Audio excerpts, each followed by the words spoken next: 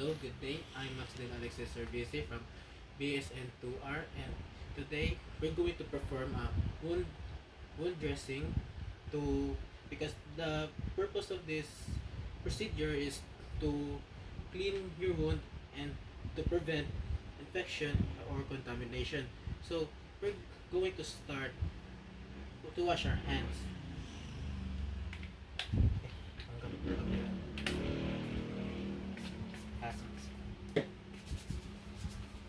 And next, we're going to gather our material. As you can see here, we have gloves, goods, the cleanser, and everything we need. So next, I'm gonna Explain. display explain. Basta, kuhaan ako. Start na ko sa akong kuhaan. Kapoy na. Kakatuog ko na kayo.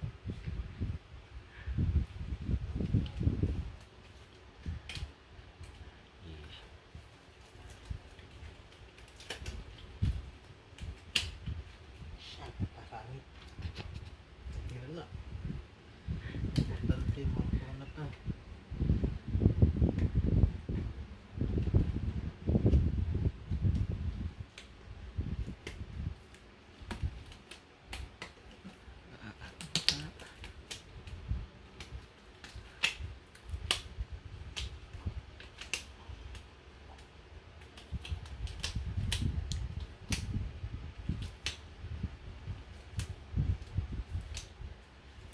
Okay, I'm done. So now I'm going to remove the soil dressing and replace it with a new one, so that to kuhaan, to so I can clean the wound. So we're going to remove the dressing where the hair is facing, like asa nagkaatubang yang kuan balhibos, you can see pare. So mag-start ta dire until dire. So ito na siyang kwaon. Ito na siyang hinahinayon para Okay, nurse. Sakit. dili sakit. So be gentle lang ta.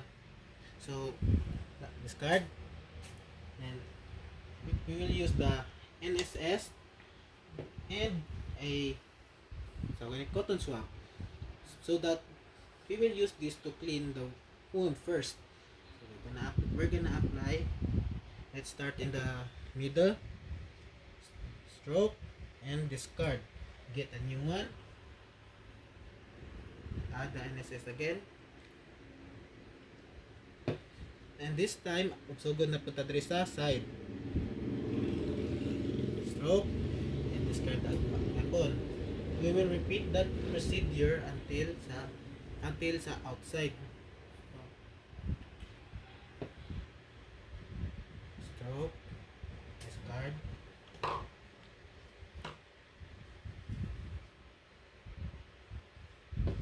outside na sad. Stroke, discard, last, stroke, discard sa outside. So after na to apply sa NSS, kanina sa atong i-apply sunod, which is ang cleanser. So ang process ani is same ra gyapon, hindi yun sa ato pag-apply ang NSS. So apply na ta kung kaon mata.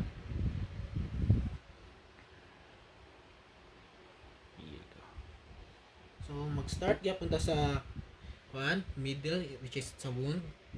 Same gyapon, one stroke and discard. So discard.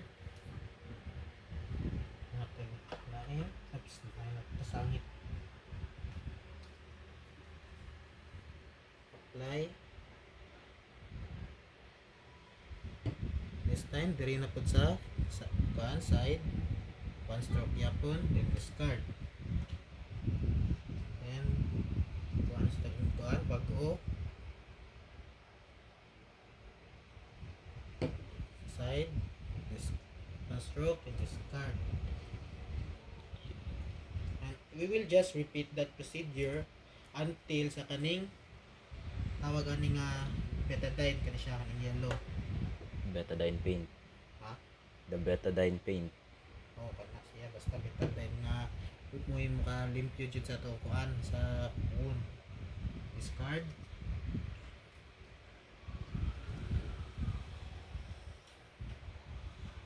By the way, sa outside na to ha. Side. Discard. So, panay puson. Okay, after that, kani siya is muna na siya tong last na i-apply for cleaning the wound. And same ra gyapon siya sa procedure ani nilang duha. Okay, so kuha gyapon siya like sa middle, then side, side, outside, outside, okay? So, open na nato. Tapan.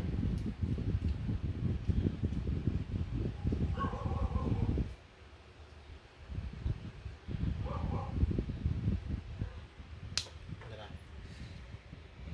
Inside, I mean sa wound, discard. Bago.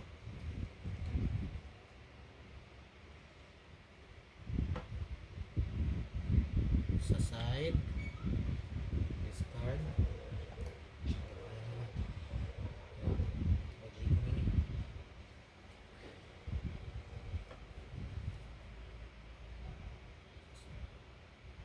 Sa side na pod. Discard. Shit, plastic saktura. Clutch. Okay. Sa inside, I mean sa outside na punta. Kay man naman ta sa duha ka side. Side. Discard.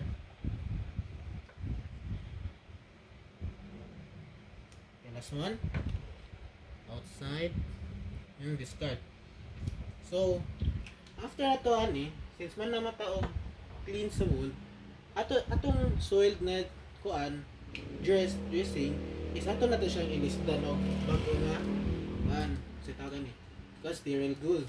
So since open naman siya para ipakita ninyo ang kuan, so ato na siyang i-apply kuan gyapon to. We should be gentle gyapon kay basig anang sakit aron di siya sakit ini ka kuan karon sa to straight atong kama sir.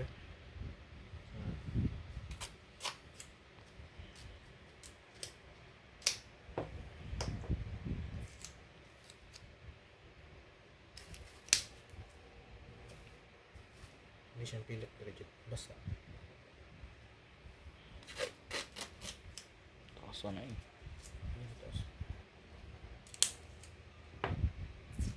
Okay. Last one. Shit, sorry.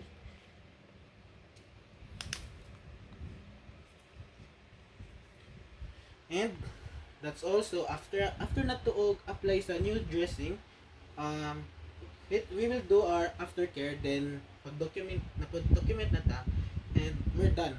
So remove the gloves.